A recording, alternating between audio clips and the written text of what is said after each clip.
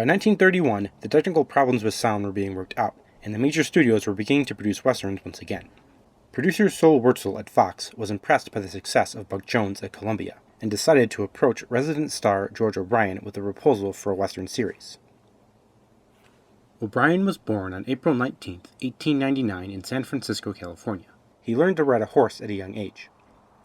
In his high school years, he was highly athletic and pursued football, baseball, track, and swimming. He served in the Navy during the First World War and was decorated for bravery after volunteering as a treasure bearer. After the war, O'Brien went to Hollywood, first finding a job as an assistant cameraman for Tom Mix's production unit at Fox, and later finding work as a stuntman.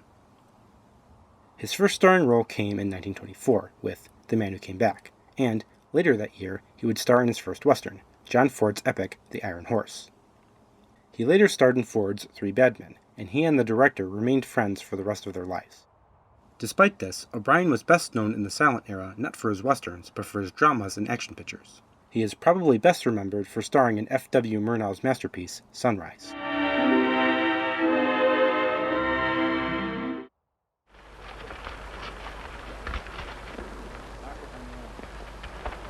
Why, your valley's full of people. Fox allowed bigger budgets and longer shooting schedules than was common for the series western in the early sound era, and their O'Brien westerns are notable for their strong scripts, distinguished direction, and generally high production values.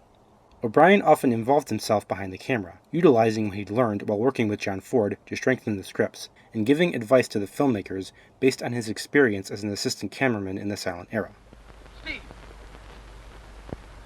Steve!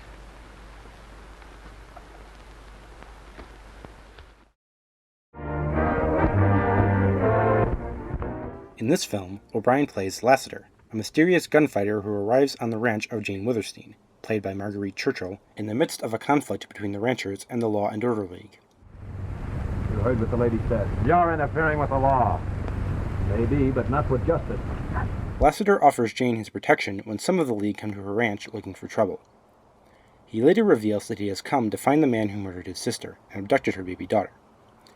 Jane, who detests violence and fears for Lassiter's life, refuses to reveal the murderer's name.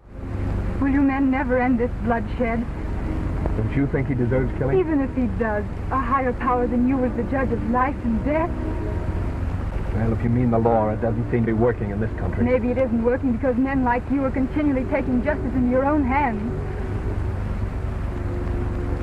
Sometimes that seems to be the only way to get justice. The following day, some of Jane's cattle is stolen by rustlers, led by Stanley Field's bandit, Aldring. Lassiter trails the gang to their hideout, but is discovered by one of their number called the Masked Rider, and shoots him down only to discover that the infamous outlaw is actually a young girl, played by Yvonne Pelletier, one that Lassiter finds eerily familiar. What? Oh, nothing. She just reminded me of someone I used to know. Meanwhile, Noah Barry's Judge Dyer, the leader of the Law and Order League, has offered a substantial reward for Lassiter's death. All right, boys. As long as you put it that way, it's Lassiter. Well, that's what we heard. What's it worth? Triple wages, and 1,000 gold to the man who gets him. Dyer wants to force Withersteen to sell her ranch at any cost, and Lassiter stands in his way. Riders of the Purple Sage is based on a novel by Zane Grey. Born Pearl Grey in Zanesville, Ohio in 1872, Grey was the most popular American writer of his time. In his early 20s, he had played minor league baseball before opening a dental practice at the age of 24. While working as a dentist, he began using his spare time to write. By 1905, he had given up on dentistry, but was still writing.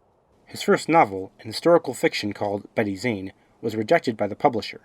In 1907, Zane accompanied the famed hunter and naturalist Charles Jesse Buffalo Jones on a mountain lion hunting trip in the Grand Canyon.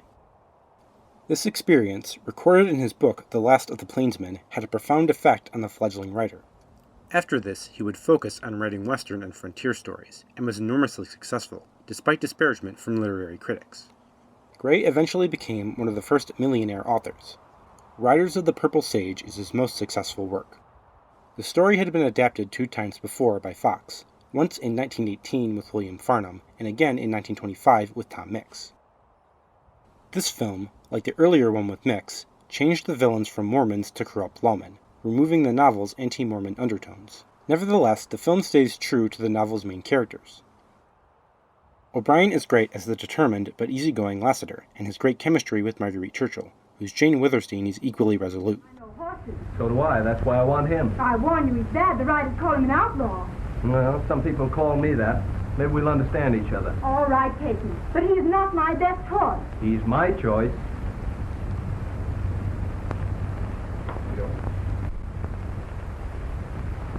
You're a very stubborn person, aren't you? Well? I was just letting you have the last word. Lassiter. O'Brien and Churchill would later marry. Looks like a lot of speed.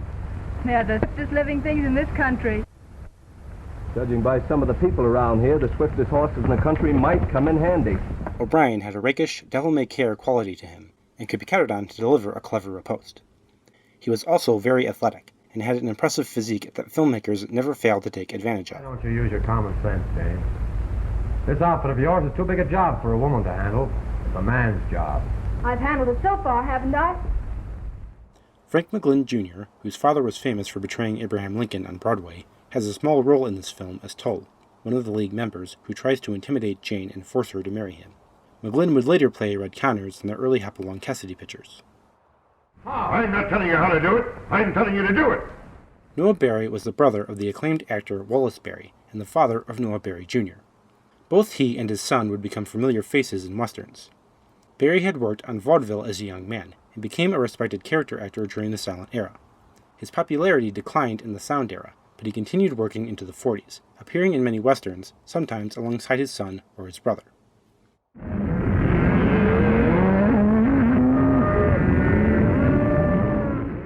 Riders of the Purple Sage is fast-paced and action-packed, and it makes good use of O'Brien's athleticism. The film is well directed by Hamilton McFadden, who includes a lot of camera movement, another thing commonly avoided in the early sound era. It was shot by George Schneiderman, who beautifully captures the Arizona location's breathtaking grandeur.